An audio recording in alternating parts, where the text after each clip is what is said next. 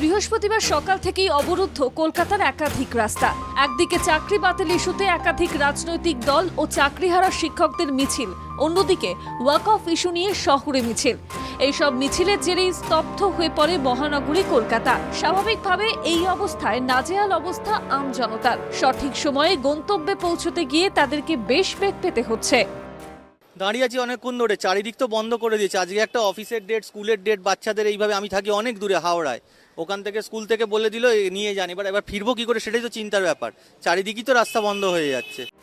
ওয়াকফ আইনের প্রতিবাদে রামলীলা ময়দানে জমায়েত হয়, আর সেখানে যোগ দিতে বিভিন্ন জেলা থেকে আসেন আমজনতা। তাতেই পার্ক সার্কাস, মৌলালি, লেনিন সরণি, এডিসি বোস রোড ফ্লাইওভারে দেখা যায় যানজট। বন্ধ হয়ে যায় সিআইটি রোড থেকে শুরু করে মৌলালি ক্রসিং এর মতো একাধিক গুরুত্বপূর্ণ রাস্তা। তার উপর ভ্যাপসা গরম, সব মিলিয়ে যানজটে আটকে নাজেহাল আমজনতা। অসুস্থ হয়ে পড়েন অনেকে। অন্যদিকে শিয়ালদহে জমায়েত হয় এসএসসির চাকরিহারাদের। তারা এসএন ব্যানার্জি রোড হয়ে রানী রাসমণি অ্যাভিনিউ পর্যন্ত মিছিল শুরু করে। মাঝপথে ধর্মতলায় রাস্তা বন্ধ করে দিয়ে অবরোধে বসে যান আন্দোলনকারীরা। তাতেই কার্যত স্তব্ধ হয়ে যায় শহরের প্রাণকেন্দ্র। সিগন্যালে দীর্ঘক্ষণ দাঁড়িয়ে যায় গাড়ির সারি। ফলে কাজে বেরিয়ে রীতিমতো নাকাল পরিস্থিতি আমজনতার। ট্রাফিক নিয়ন্ত্রণ করতে গিয়ে নাকাল হন পুলিশ কর্তারাও।